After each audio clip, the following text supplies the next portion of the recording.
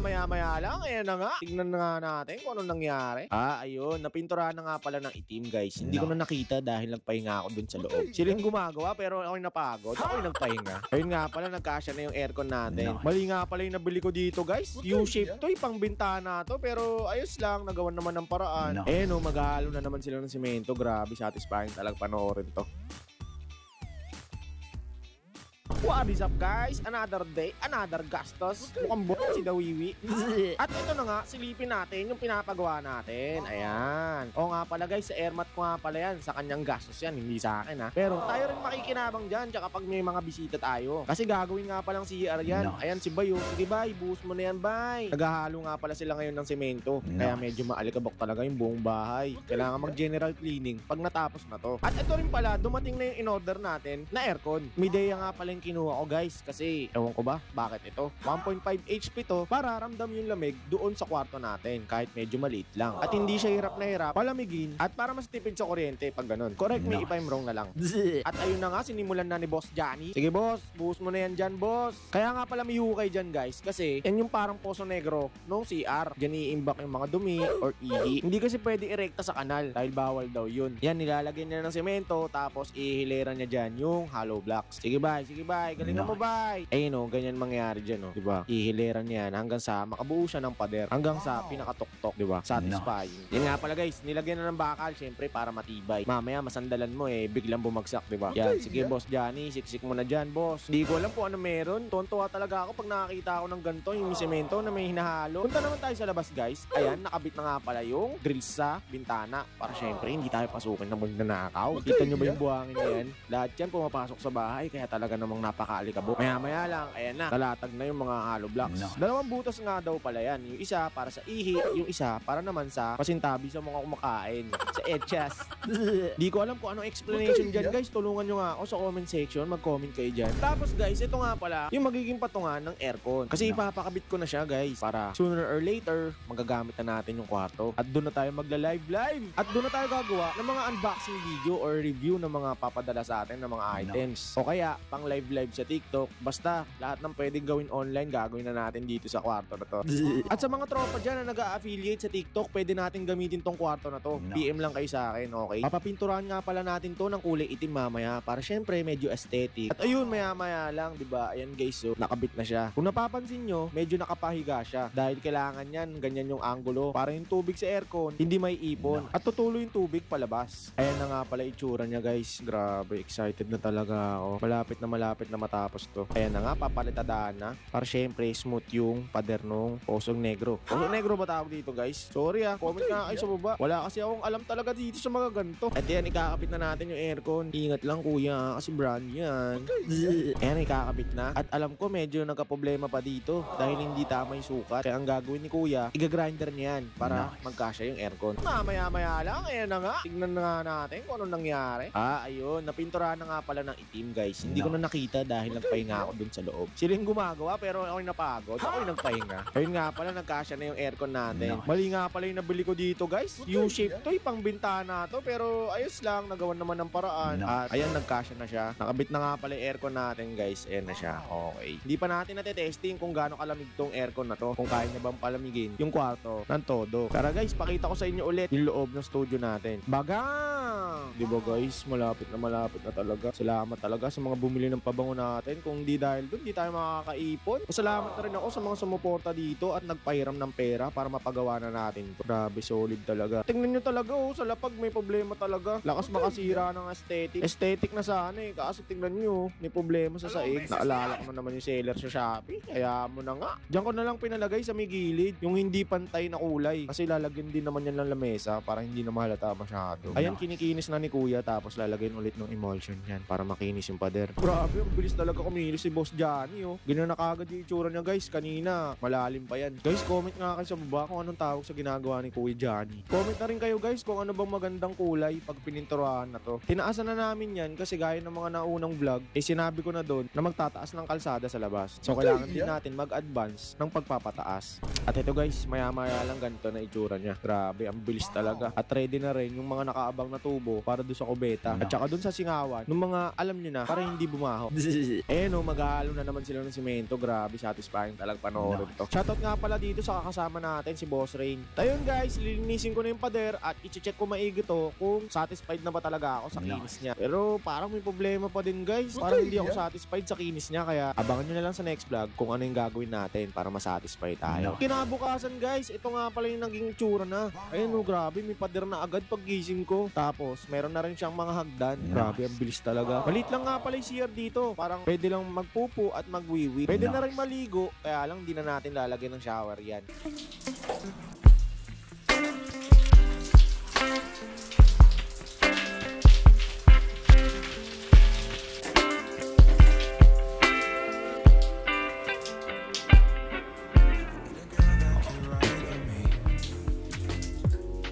Wanna lock down and shine with me. Don't you know you don't have to try with me. Gotta let go, yeah. I'm gonna let go, gonna give you control, yeah. Cuando bailas, you give me everything, yeah. I like it when you let me drink you in, yeah. Cuando bailas, you give me everything, yeah. I like it when you let me drink you in, yeah. Take your time, go slow with somebody to grow with me. Don't you know, ain't nobody stopping us. Gonna let go, yeah. I'm gonna let go, gonna give you control, yeah. Cuando bailas, you give me everything, yeah. I like it when you let me drink you in, yeah. Cuando bailas, you give me everything. Cuando bailas, you give me everything, yeah. I like it when you let me drink you in, yeah. Cuando bailas, you give me everything, yeah. I like it when you let me drink you in. Yo, what is up guys? Kamusta kayo lahat? Sana ayos lang kayo dahil ako ayos na ayos ako ngayong araw na to. So ayun guys, ngayong vlog natin is okay na yung studio. Yan, mamaya papakita ko sa inyo. Ayun, bali kikinisin kasi tayo yung pader niya. Di ako satisfied, no? So, pero okay naman yung gawa ng contractor. Saka yung mga gumawa. Pero hindi kasi ako satisfied. Parang mas gusto ko mas makinis pa. Pero yun lang kasi yung usapan namin. Bali, bago kasi ilagay yung mga gamit, syempre gusto ko satisfied na ako doon sa mismong kwarto. Pero all in all, lahat naman nung mga napag-usapan namin is yun, natupad naman. So, ayan, samahan nyo ako ngayong araw sa trip natin. Okay, papakita ko sa inyo. Dito tayo mag-o-opisina. Let's go! So ayun guys, nagpalit tayo ng sando. Yan, magpupunas tayo ng pader muna bago natin simulan parang i-coating natin. Yan, magagawa na rin dito yung CR. Wow! Yan, kulang tayo ng basahan guys.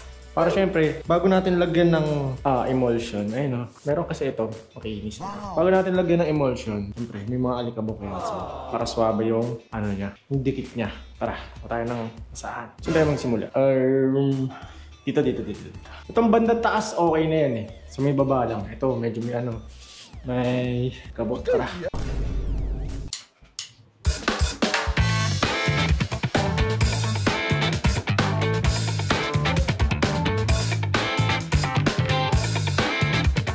Ayan guys, bibili tayo ng emulsion. Pampakinis ng pader. Pabili. Boss, may kayo, emulsion ba yun?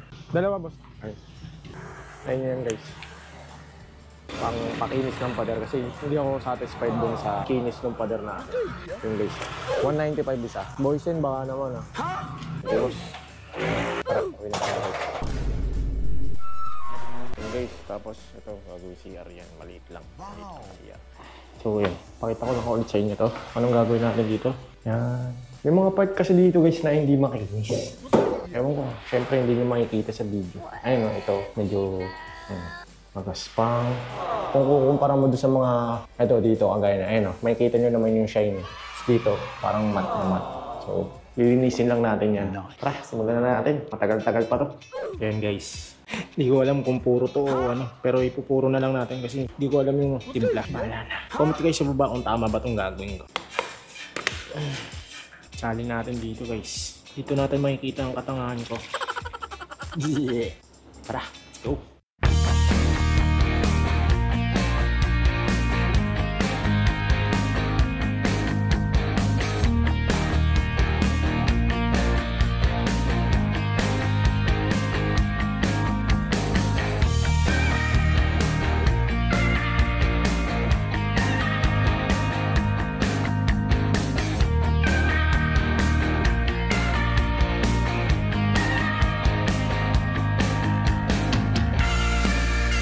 So yun guys, ayan. Di pa tayo tapos, bali. Ito pala ang natatapos natin. So, update ko kayo pagka tapos na lahat ng pader. Okay, matagal-tagal pa to, mga 2 oras pa. So yun, pakita ko sa inyo pagtapos. Ayan guys, okay na. Napunasan na natin lahat yan. Makinis na rin lahat yan. Diba sabi natin, dito yung, yan, sobrang kinis na. Tapos dito. Ayan, mukha lang magaspang. Ayan, pero kita nyo naman yung shine, di ba? Diba? Nakuha natin yung gusto nating dulas. Hindi na siya magaspang. No? Talagang inubos ko lahat ng emulsion dyan. No? Tapos ito yung cabinet natin. Ayan. Ito yung studio light natin. Ayan. Mahina yung ilaw guys. Mali yung nabili ko. Pero di bali. Tapos, bali, ito na lang pala yung problema natin. Ayan, yung ilaw na to. Siya natin ilaw. Ayan. Itong ilaw na to guys, mali kasi to. Mali yung desisyon ko dito. Dapat pala dito yan. Tapos nakatutok dito. No? Kasi dito, ito yung gagawin nating pader eh. Pagka magla-live tayo or gagawa tayo ng mga video. So ayan, lilipat natin dito. Dun, para nakatutok dito. Okay. So, pero basic na lang yan. Tapos dito, syempre, kaya ano natin to? Bali, dito natin ilalagay yung logo natin para may ilaw siya. Makikita nyo guys. Shoutout nga pala dun sa gagawa. Okay, hintayin lang natin kasi di-deliver nila. Tapos, syempre, yung brand na sumusuporta sa atin yan. Dito, Fridcon Intercoms. Yan. Shoutout nga pala sa Fridcon Intercoms. And, ayun, baka malay nyo, may mag-sponsor. Lalagay natin yung mga logo nila dyan. Gusto ko yung logo na may ilaw. Ayoko yung logo lang nga, sticker lang. Gusto ko yung may ilaw. Basta makikita nyo yun, siguro sa susunod na vlog. Ayun, bablog natin pagka kinabit na. Ginagawa pa lang siya yun. O, yun guys. Sana subaybayan nyo yung mga susunod na mangyayari. Okay, maraming salamat ulit sa mga bumili ng pabango at saka dun sa nagpautang. Kung hindi dahil sa inyo, wala to. Hindi natin mapapagawa to guys. Kaya sobrang thank you guys. Okay? So, paano? Until next vlog guys. Mag-joyride vlogs muna tayo kasi alam ko namimiss nyo na yun. So, yeah. That's it for today.